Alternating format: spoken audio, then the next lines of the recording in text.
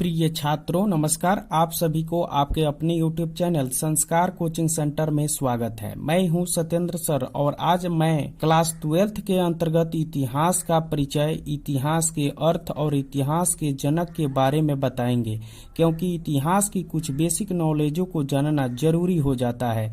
लेकिन इस बेसिक नॉलेजों को जानने से पहले आप यदि इस चैनल को सब्सक्राइब न किया हो तो सब्सक्राइब जरूर कर लीजिए और मेरे इस वीडियो को ध्यान से अंत तक देखिएगा। तो आइए शुरू करते हैं इतिहास का परिचय यानी कि इंट्रोडक्शन ऑफ हिस्ट्री के बारे में आप लोगों को बताएंगे। तो आइए शुरू करते हैं पहला में कि इतिहास क्या है यानी कि हिस्ट्री क्या है। व्हाट इज हिस्ट्री, यानी कि हिस्ट्री की परिभाषा आप लोगों को कैसे देनी है, कोई पूछे तो आप बेहद रूप से उसको दे सकते हैं। प्यारे बच्चों, इसको हमारे साथ आप लोगों को लिखना भी है और बोलना भी है। यानी कि सामाजिक विज्ञान की वह शाखा है इतिहास, इसके अंतर्गत हम विश्व के प्राचीन या वर्तमान या भविष्य में होने वाली घटनाओं, युद्धों, रीति रिवाजों तथा सभ्यता एवं संस्कृति के विषय में तिथिवार अन्वेषण करते हैं, उसी को इतिहास कहते हैं। यानी कि वह इतिहास ही कहलाता है। एक बार हमारे साथ और भी बोलिए आप लोग कि इतिहास क्या है। सामाजिक विज्ञान की वह शाखा है जिसके अंतर्गत हम विश्व के प्राचीन, वर्तमान और भविष्य में होने वाली घटनाओं, युद्धों, रीति रिवाजों तथा सभ्यता और संस्कृति के बारे में तिथिवार अन्वेषण या खोज करना ही इतिहास कहलाता है। इतिहास की उत्पत्ति या अर्थ क्या होती है, इसके बारे में हम लोग जान लेते हैं, क्योंकि ये बेसिक नॉलेज है और आपसे यदि कोई पूछता है तो आप इसको बता नहीं पाते हैं तो शर्म सा महसूस करते हैं। तो प्यारे बच्चों, आज से आप शर्म महसूस न करें, क्योंकि आप ही के खातिर इस वीडियो को हम बनाए हैं और इतिहास के अर्थ, इतिहास के परिचय के अंतर्गत आप लोगों को पूरे डिटेल्स में बता रहे हैं। तो आइए आप लोगों को मैं बता दूं कि इतिहास का अर्थ क्या है, यानी कि इतिहास की उत्पत्ति कैसे हुई है। कहा जाता है कि इतिहास शब्द की उत्पत्ति संस्कृत के 3 शब्दों इति प्लस ह प्लस हास से हुई है, जिसमें इति का अर्थ जो है, यानी कि पहला इति का जो अर्थ होता है वह जैसा हुआ वैसा ही होता है। ह का अर्थ जो होता है वह सचमुच होता है या सच होता है या जांच पड़ताल होता है। या आस का अर्थ होता है निरंतर रहना या बोध होना। यानी कि इतिहास को हम 3 टुकड़ों में संस्कृत के बांट दिए हैं। इति प्लस ह प्लस हाथ से मिल करके हुई है। यानी कि इति का अर्थ होता है जैसा हुआ वैसा ही, ह का अर्थ होता है सचमुच तथा आस का अर्थ होता है निरंतर रहना या बोध होना। परंतु कुछ इतिहासकारों का कहना है कि इतिहास शब्द की उत्पत्ति ग्रीक शब्द हिस्टोरिया से हुई है, जिसका शाब्दिक अर्थ होता है जांच पड़ताल द्वारा जानकारी प्राप्त करना। प्यारे बच्चों, इसको खूब अच्छे तरीके से आप नोट बना लें या स्क्रीनशॉट ले करके उसको उतार लें, तभी आगे के तत्वों को जानने की कोशिश करेंगे तो बेहतर जरूर होगा। तो आपको मैं आशा करता हूं कि यह इतिहास के अर्थ को आप लोग जान पाए होंगे। आइए अब ले चलते हैं इतिहास के पिता के तरफ, क्योंकि यदि आपसे कोई पूछ देता है कि इतिहास का पिता कौन है, यानी कि what is the father of history, तो आप दंग सा रह जाते हैं, आप उसका जवाब नहीं देते हैं। लेकिन आज के बाद से आप लोग जान लीजिए कि इतिहास के पिता कौन है। तो आइए बता देता हूं आपको। यूनानी इतिहासकार हेरोडोटस को इतिहास का जनक कहा जाता है। किसको कहा जाता है बच्चों? एक यूनानी इतिहासकार है, साहित्यकार है, हेरोडोटस को ही इतिहास का जनक कहा जाता है। क्यों कहा जाता है?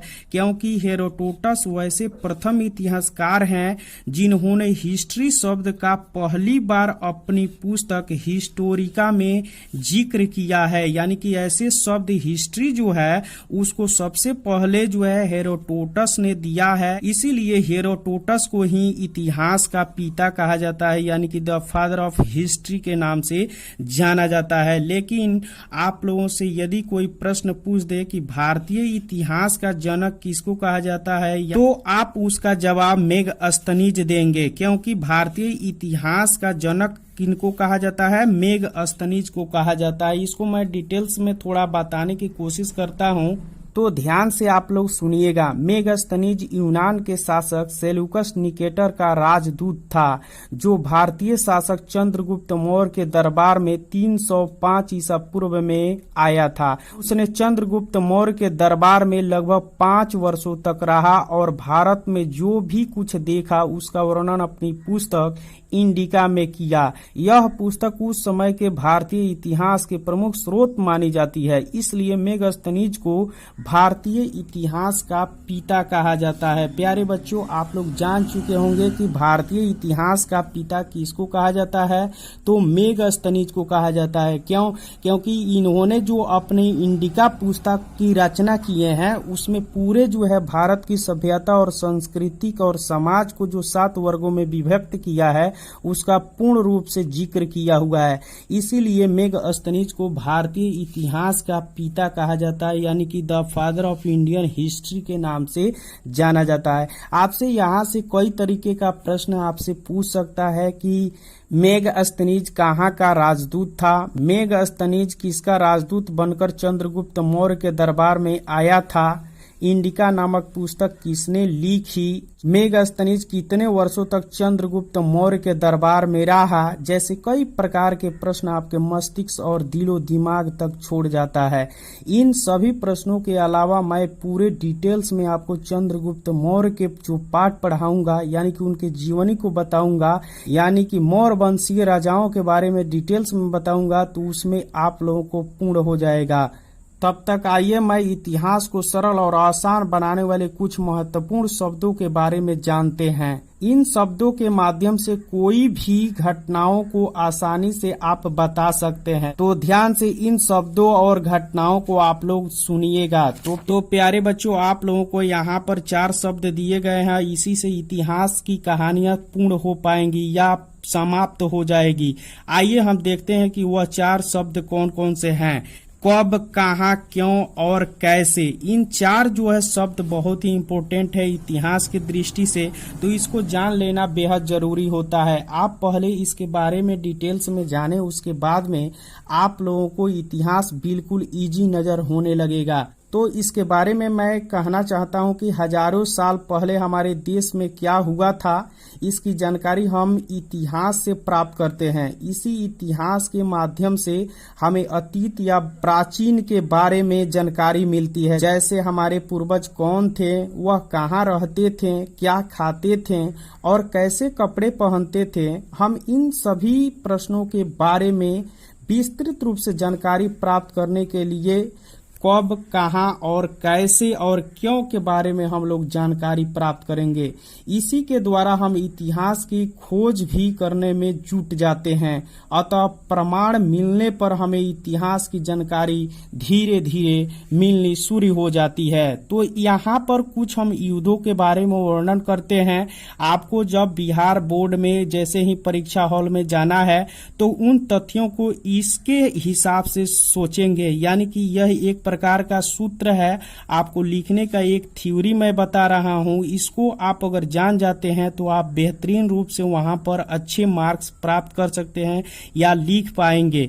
देखिए, मैं आप लोगों को बताना चाहता हूं कि यहाँ पर लिखा हुआ है महाभारत का युद्ध, यानी कि महाभारत का युद्ध का अगर वर्णन करना है या उसमें लिखने के लिए कहें तो आप लोगों को सबसे पहले सोच लेना है कि कब, कहाँ और क्यों और कैसे जो है कहानी को आप लोग जानेंगे।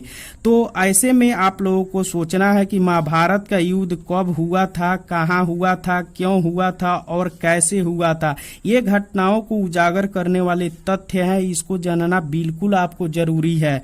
तो प्यारे बच्चों, आप लोग जान गए होंगे कि कोई भी घटना अगर घटित होता है तो कब, कहाँ, क्यों और कैसे हुआ होगा, उसी के बारे में आप लोगों को लिखना है। तो इतना अगर जान जाते हैं कि महाभारत का युद्ध कब हुआ था, कहाँ हुआ था, क्यों हुआ था और कैसे हुआ था, जब आप जान जाएंगे तो क्यों नहीं आप इसको लिख पाएंगे। यानी कि हमें कब यानी कि सत्र के बारे में आपको लिखना है, कहाँ यानी कि जगह के बारे में लिखना है, क्यों हुआ था और कैसे हुआ था यानी कि किन किन के बीच में हुआ था, आप उसको जान करके भली भांति लिखना स्टार्टिंग कर देंगे। यानी कि आज के बाद से आप लोगों को इजी लग रहा होगा कि इतिहास को हम लिख पाएंगे। यार, हम सीधी सीधी बात कह रहे हैं कि यह इतिहास रटने वाला नहीं होता है विषय, यह सोचने और समझने वाला विषय होता है। तो आप लोगों को वही तो सोचने के लिए आप लोगों को मैं कह रहा हूं कि इस तथ्यों को जानिए, पहचानिए, तब आराम से इसको लिख पाएंगे आप लोग। दूसरा मैं आपसे कहूं तो आप जान चुके होंगे कि कलिंग का युद्ध कब हुआ था, कहाँ हुआ था, क्यों हुआ था और कैसे हुआ था, आप लिख पाएंगे। पानीपत का भी युद्ध कब हुआ था, कहाँ हुआ था, क्यों हुआ था और कैसे हुआ था। बक्सर का युद्ध भी का वर्णन है, तो आप बताइए तो क्या कहेंगे, कब हुआ था, कहाँ हुआ था, क्यों हुआ था, कैसे हुआ था। उसी प्रकार खानवा का युद्ध भी आपका वर्णन करने के लिए कहें कि कब हुआ था, कहाँ हुआ था, क्यों हुआ था और कैसे हुआ था। इन तथ्यों को जानकारी यदि आप लोगों को प्राप्त हो जाएगी तो आप इतिहास को यूं ही आप लिख पाएंगे, यानी कि कहीं भी आप लोगों को दिक्कत और परेशानी नहीं होगा। तो आशा करता हूं कि यह वीडियो आप लोगों को काफी अच्छा लगा होगा। यदि आप लोगों को अच्छा लगा होगा तो मेरे चैनल को सब्सक्राइब और लाइक जरूर कर लें। धन्यवाद।